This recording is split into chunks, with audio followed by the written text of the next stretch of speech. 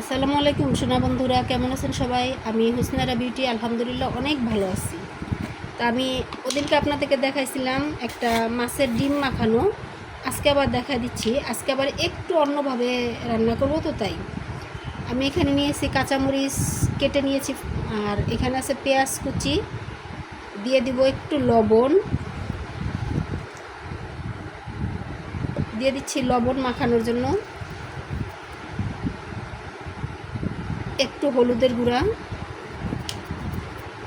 আর দিব একটু তেল, সামান্য একটু তেল মাখানোর জন্য। যেহেতু রুই মাছের ডিম এমনিতে একটু রুক্ষ হয়, তো এভাবে মাখায় নিলে তারপরে ভাজতে ভালো হয়, সহজ হয়, আর হলো ভিতরে সব মশলা টশলা ঢুকে। তা আমি আসুন মাখায় নিই।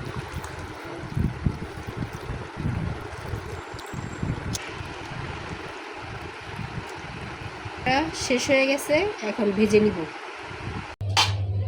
দেখেন কত সুন্দর করে ডিমগুলি ভেজে নিয়েছি। এখন আসেন সবাই মিলে রান্না করি।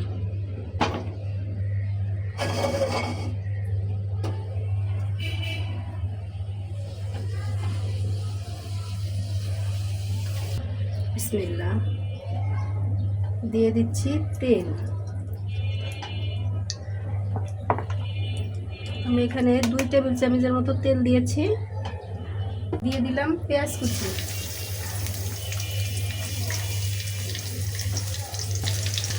একটু আদা রসুন পেস্ট,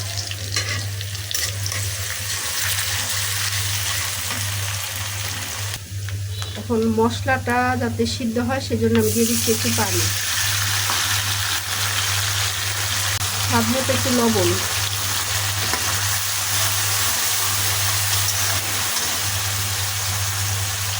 আর একটু দিলাম।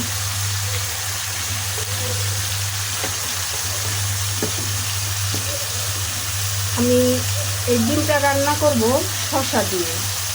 দিচ্ছি অল্প একটু হলুদ, হাফ চামচের মতো হলুদ, বেশি হলুদ দিব না, শসার তরকারিতে বেশি হলুদ দিলে ভালো লাগে না দেখতে। অনেকগুলি শসা আনা ছিল ঘরে, এখন এই শসাগুলি নষ্ট হচ্ছে, তাই ভাবলাম যে ডিম দিয়ে রান্না করে ফেলি। মরিচের গুঁড়া,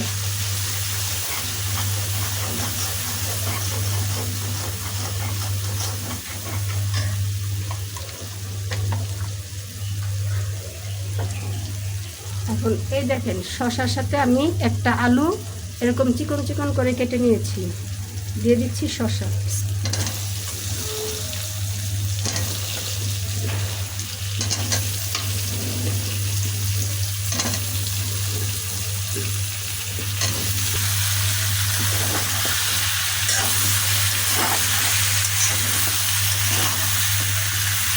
শসা, লাউ, তারপর হলো কাঁচকলা, তারপরে পটল, এইগুলি সবজিতে বেশি হলুদ মরিচ যায় না, এগুলিতে অল্প অল্প দিতে হয়, তা না হলে দেখতে একদম টকটকা কালার হয়ে যায়।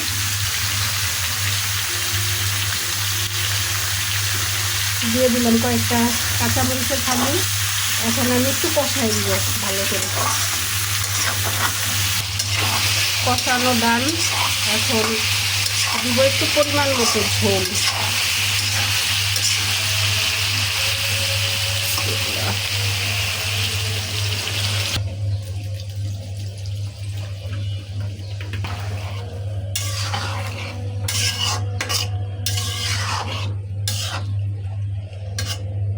আমি 10 মিনিট পরে আসছি, ফিরে দেখেন কেমন হয় আমার তরকারিটা। শসা তরকারি বেশি তো রান্না করা যাবে না, কারণ শসা তরকারি রান্না বেশি করলে টক টক হয়ে যায়। আর তোমরা দেখেছো যে আমি এভাবে প্রতিটা শসার থেকে বিচিগুলি ফেলে দিয়েছি, কারণ বিচি থাকলেও শসাটা টক হবে। এখন দিয়ে দিচ্ছি ডিম। আমি তোমাদেরকে বলছিলাম যে 10 মিনিট পরে আসবো, আমি 4 মিনিট পরে ফিরে এসেছি। এখন দিয়ে দিচ্ছি ডিমগুলি। বিসমিল্লাহ,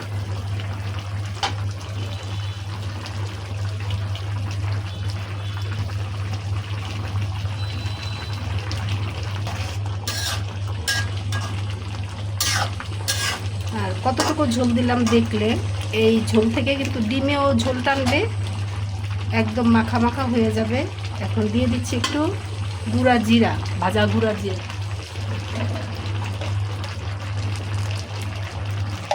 একদম সামান্য একটুখানি জিরার গুঁড়া দিচ্ছি, শুধু ডিমের স্মেলটা যাতে না আসে সেজন্য। আমি এখানে কিন্তু ডিম আগে থেকে লেবু তারপরে লবণ দিয়ে পানির মধ্যে প্রায় 2-2.5 ঘন্টা ভিজিয়ে রেখেছিলাম। তারপর তো দেখলে কিভাবে মাখালাম। এভাবে রান্না করলে ডিমের থেকে কোনো গন্ধ আসবে না। আর রুই মাছের ডিম তো এমনি একটু শক্ত হয়, কিন্তু এভাবে মাখালে ডিমটা শক্ত হবে না, খেতে ভালো লাগে। তো ভিডিওটা দেখার জন্য সবাইকে অনেক ধন্যবাদ। সবাই ভালো থাকো আর আমাকে উৎসাহ প্রদান করো আমার ভিডিওগুলি দেখে দেখে, যাতে আমি তোমাদেরকে এরকম ভিডিও দিতে পারি, নিত্য নতুন ভিডিও। 5 মিনিট পরে তরকারিটা নামাবো। তো ভালো থাকো, আল্লাহ হাফেজ।